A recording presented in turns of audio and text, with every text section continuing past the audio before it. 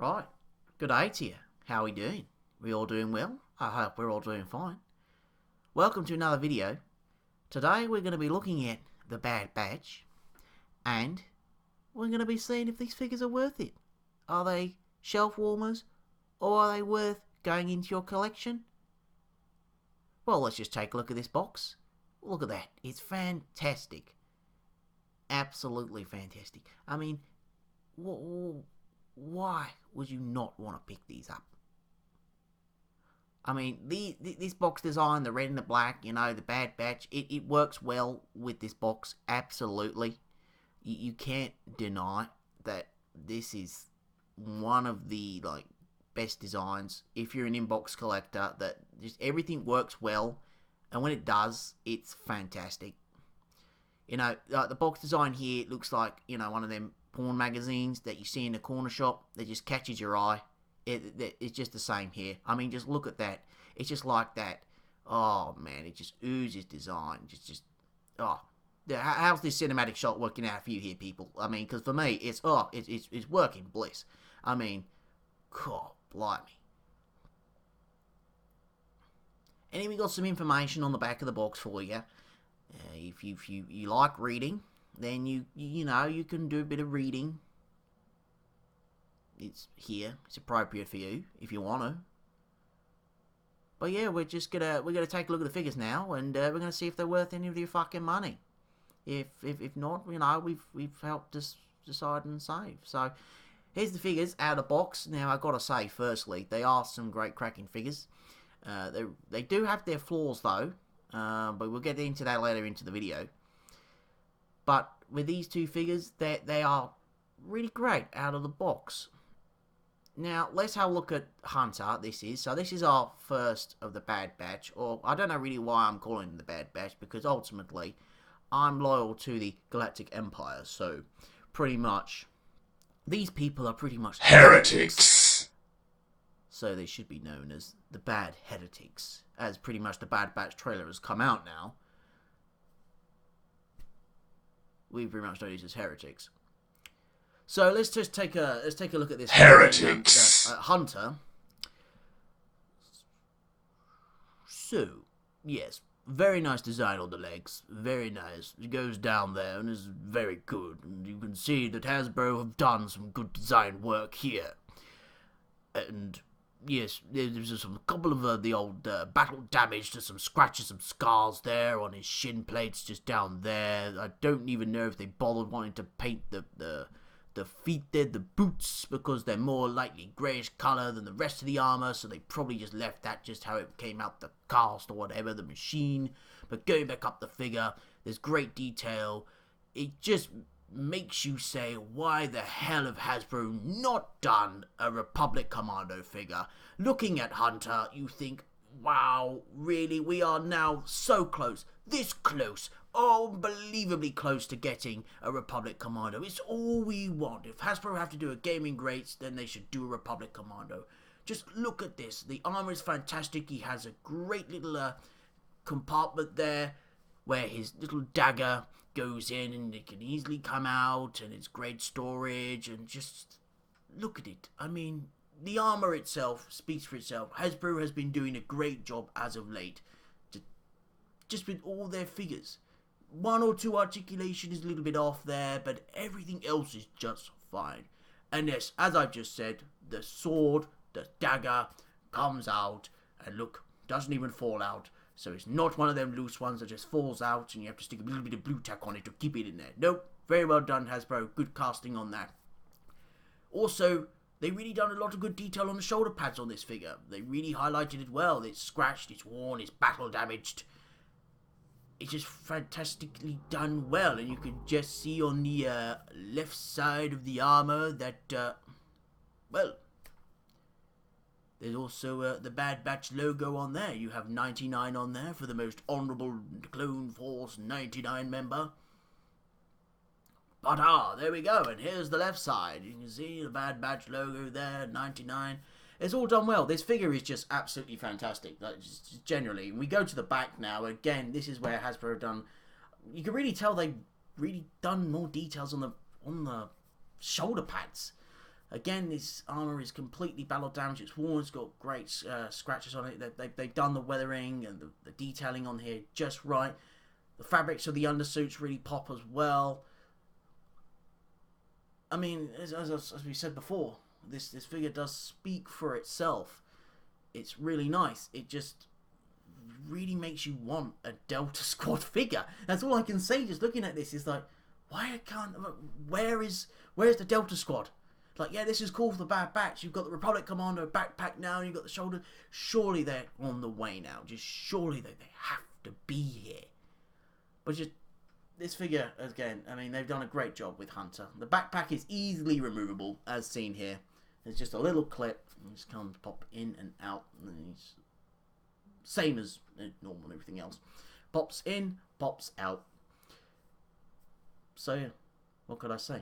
Hasbro, you've done a fantastic job on the back of this figure.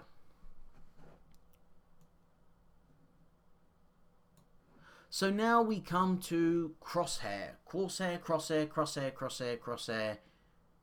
Discount Sev. So, what do I think about this figure? Now, I do have a little bit of qualms with this figure, but we'll get to that just a little bit later. Well, Hunter is a really good figure that just makes you want Delta Squad, and I'm really going to fucking push for that. Crosshair is a little bit different. You can see he's sort of got the Commando style armor, but then it's just that he's sort of molded it a little bit more. He's done something different with it. Same leg cast, same leg armor, whatever, as Hunter. There's nothing too special there. Same detailing, same design, same weathering patterns, same scratches, whatever. Everything's the same, so there's nothing really too much to talk about on that one. He has a little component as well on his wrist gauntlet that I have no idea what that's for, but you know, it's there, and I have no idea what it's for, so I guess we'll find out in the Bad Batch. There was nothing in the box to point out that, or to show, or whatever, for that compartment. Yeah. Anyway, so one of the greatest good things is we have a leather sort of accessory with it. It's sort of like a rubbery material, so it does feel like basically like a fake leather. So it's pretty much, yeah, it's great, and it's not one of them stiff ones, so it will move and it will articulate as well. Also see, again, Hasbro, scratches, detailing, battle damage. That's the word I've been looking for, and that's the key word. If you had the word of the day for these figures, it would be battle damaged. That's what it would be. Going down the left side of the figure, again, they have the Bad Batch symbol on there. They have Clone Force, yeah, well, they are Clone Force 99. They have 99 there on the side. They have 99 there. You got the undersuit there that's really popping out. And yeah, here's the back of the figure. And as you can see already, the sniper rifle, this dreaded fucking sniper rifle, just splits in two. And you can easily just clip on and clip into the backpack, which is great for the sniper rifle when it's in this mode. Now, a little bit of problem I have now with this figure is because of that sniper rifle, when you put it in the backpack, the figure sort of does lean, and he has a little bit of standing issues. He can stand, but he looks like Michael Jackson doing a lean. He's just angled, he just leans over, not to the fact where he's going to fall over, but it gives it this slight little lean, and it gets a little bit annoying, and he comes a little bit just to stand up. So here's just the back of the figure. You can see how snug the sniper rifle just fits in the back there.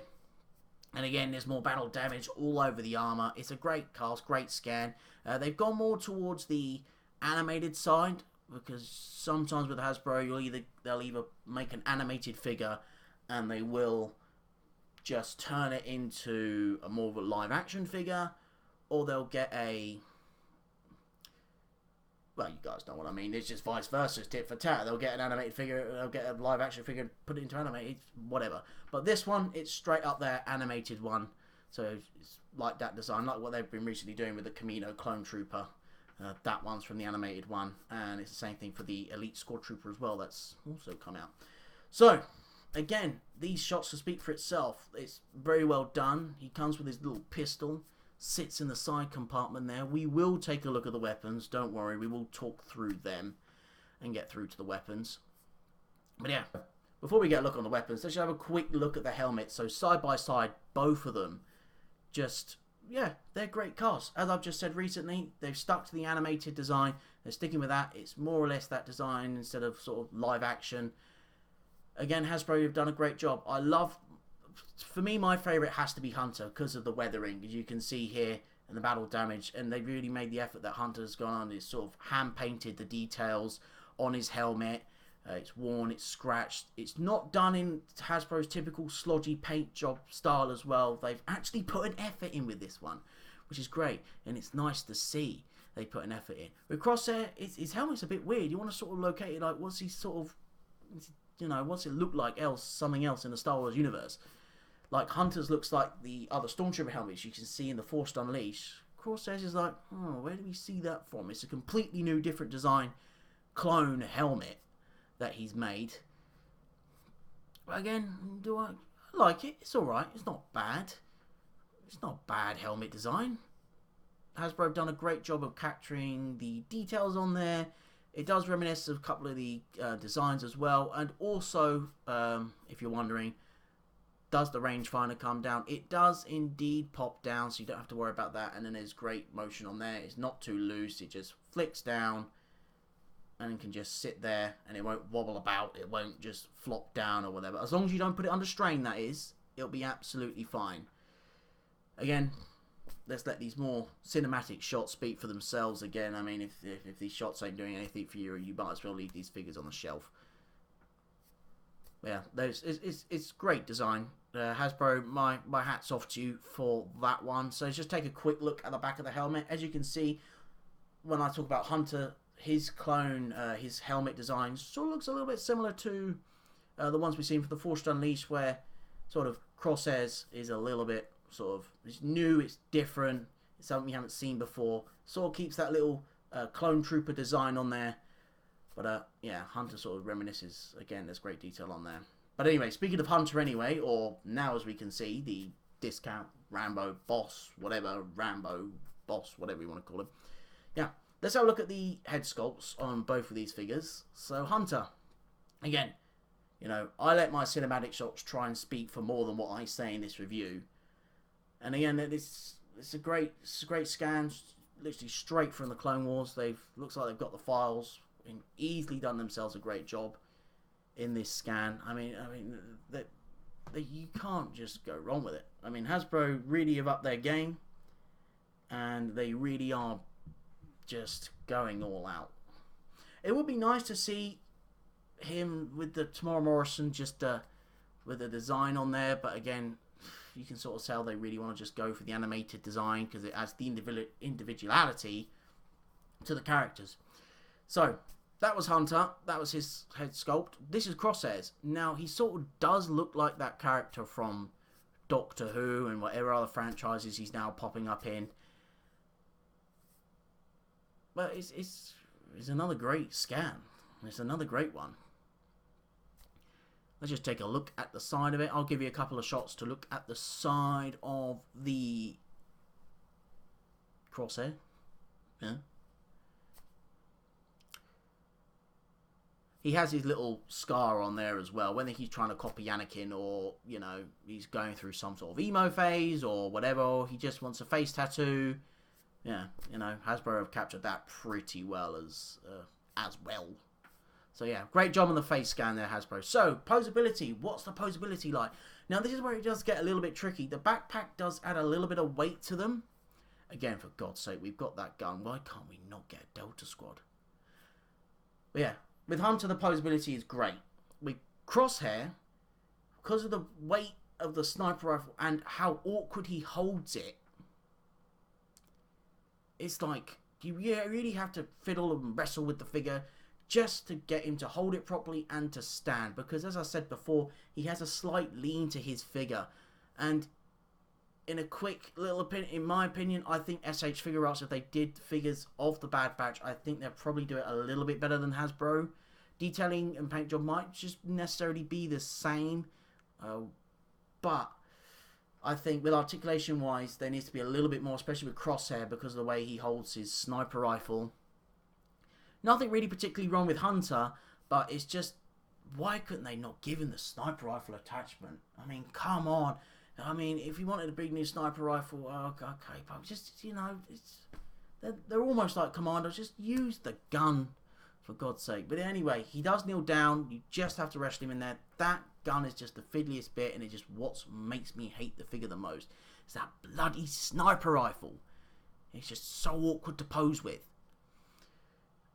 And then if you leave him on a shelf, I probably would recommend with Crosshair just leaving him with a bit of blue tack on there for support, because eventually the weight will give way. But anyway, the posability of it is pretty fun. As you can see here though, I managed to get him to do a running pose without blue tack. It took me a bit to get him into that pose, but it does fit and it all does come together. So let's take a look at the weapon. So this is the DC-17M, the Republic Commando weapon. You all know by now that I would absolutely love them to put out a Commando by now. We are so close, unbelievably close. And just look at this, the detailing, the casting, the weapon, it's just on point. Hasbro, another thumbs up for you here. Just the weapon itself, detailing, it's great. They've casted this really well. There's not much of a weather job. It's all just one big matte black paint job. But yeah, it's a great weapon, great cast, and it fits, as you've seen, into the hands of Hunter really well.